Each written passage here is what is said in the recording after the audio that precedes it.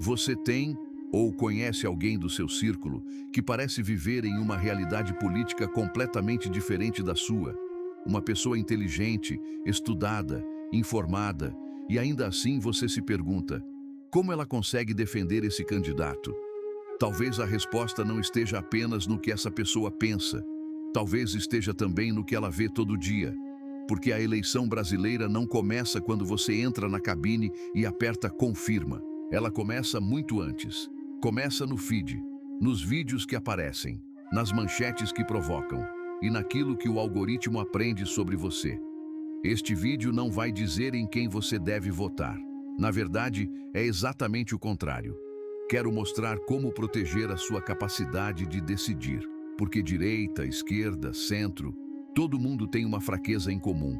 Somos seres humanos, sentimos medo, raiva, esperança, rejeição, identificação, e o algoritmo não precisa entender política para explorar isso. Ele só precisa descobrir o que faz você continuar olhando. Agora o assunto ficou ainda mais urgente. O primeiro turno das eleições brasileiras de 2026 acontece em 4 de outubro e a propaganda eleitoral começa oficialmente em 16 de agosto. Isso significa que, nas próximas semanas, seu celular vai se transformar em um dos principais campos de batalha da campanha eleitoral. Mas existe uma diferença enorme entre a campanha política da televisão de décadas atrás e a campanha dentro de um feed. Na televisão, milhões de pessoas assistiam praticamente a mesma mensagem. No feed, cada pessoa pode receber uma realidade diferente. Você assiste determinados vídeos, para em determinadas publicações, curte alguns assuntos, ignora outros, comenta, compartilha, segue, bloqueia. E esses sinais ajudam os sistemas de recomendação a decidir o que colocar diante dos seus olhos depois. Isso não significa que existe uma máquina secreta escolhendo seu voto. Esse não é o argumento. O ponto é muito mais simples. O algoritmo interfere no ambiente de informação no qual você toma sua decisão. E isso já é poderoso. Existe um erro comum nessa discussão. Imaginar o algoritmo como um vilão sentado em uma sala dizendo: vamos convencer essa pessoa a votar em alguém. Na maior parte das vezes, o mecanismo pode ser muito menos cinematográfico. O sistema observa sinais. O que prende sua atenção, o que recebe interação, o que faz você continuar na plataforma. E a política possui alguns dos combustíveis mais poderosos da internet: identidade, medo, raiva, pertencimento e indignação. Imagine 2 publicações. A primeira diz: veja uma análise detalhada de uma proposta econômica. A segunda diz: olha o absurdo que eles estão tentando esconder de você. Qual delas provoca uma reação instantânea?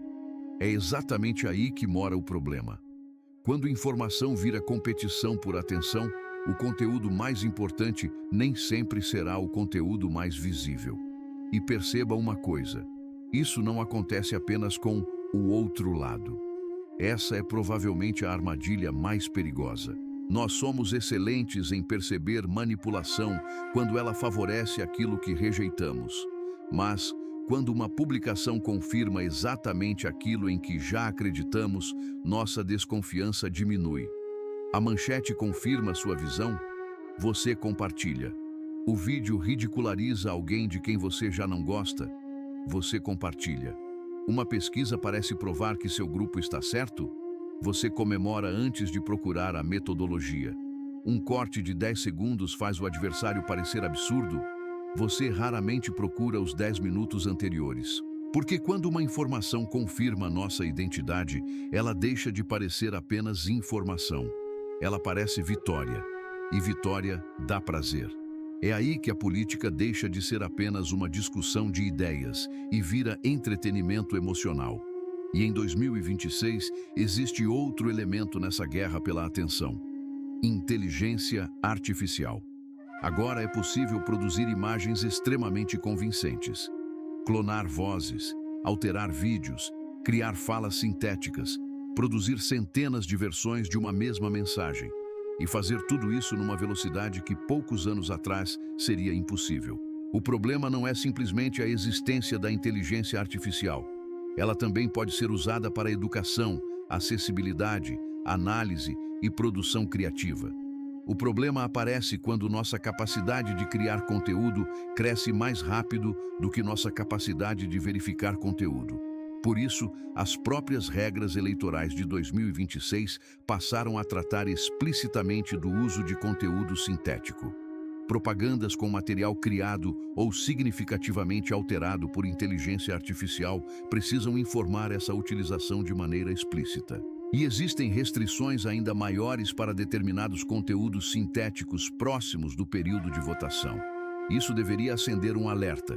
Daqui para frente, ver não será necessariamente acreditar.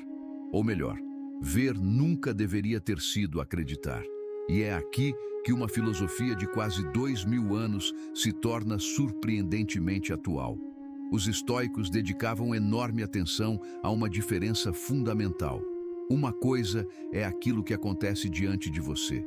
Outra coisa é o julgamento que você faz sobre aquilo.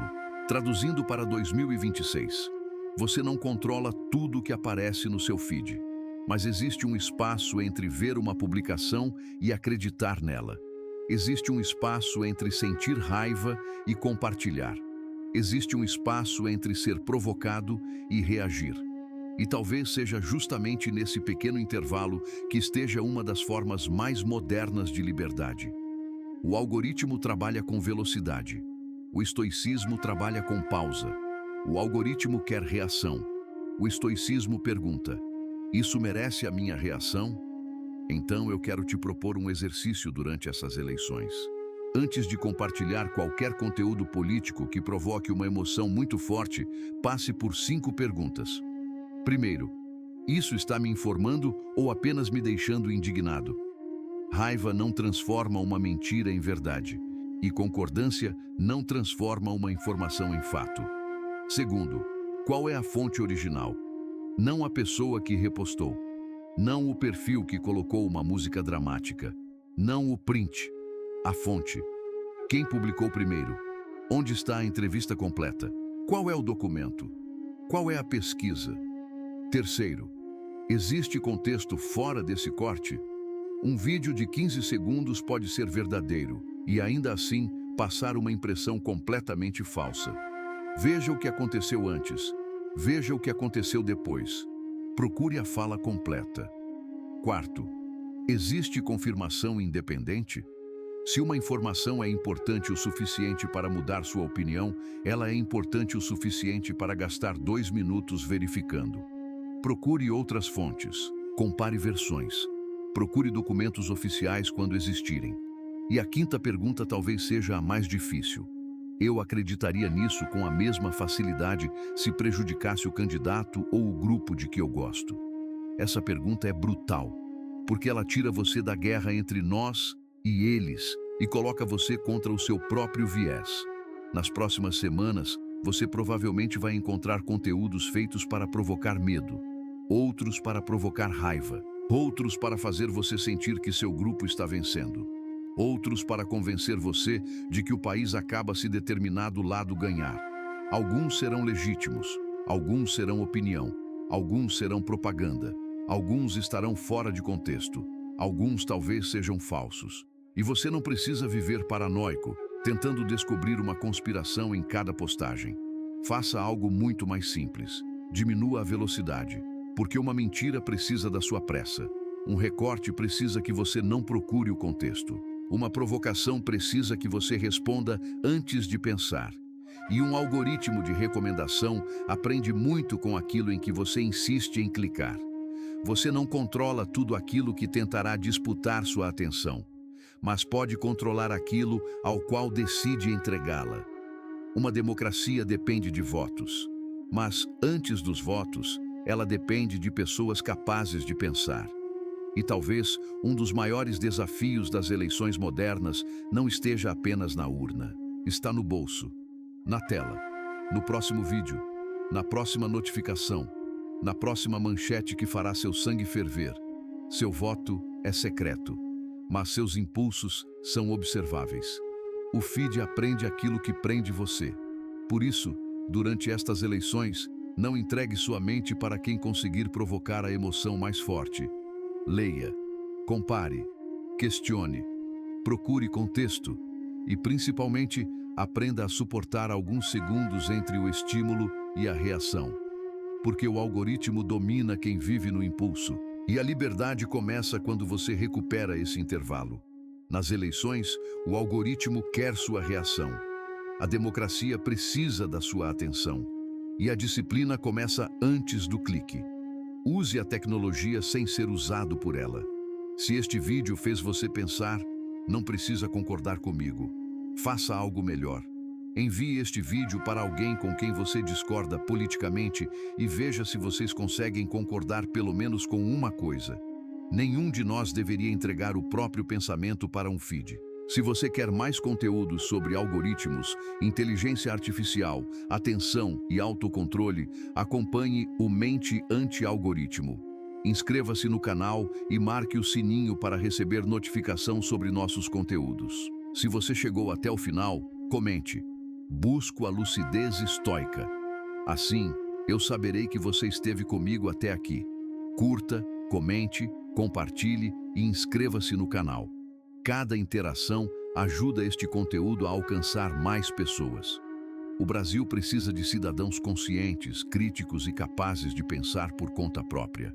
Lembre-se, o algoritmo quer sua reação. A democracia precisa da sua atenção.